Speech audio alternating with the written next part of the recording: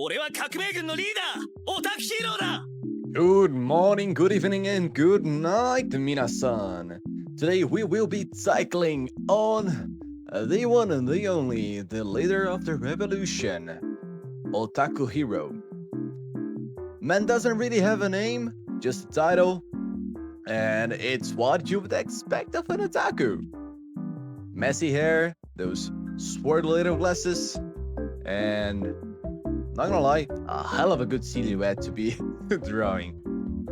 He's the point of view character of the story. And all in all, a good lad. It was hard giving his illustration a proper complexity because it's so simple, but I did that little detail on his belt and shirt that I think elevated the drawing a little bit, at least. Anyways, guys, take care, and I'll be seeing everyone tomorrow.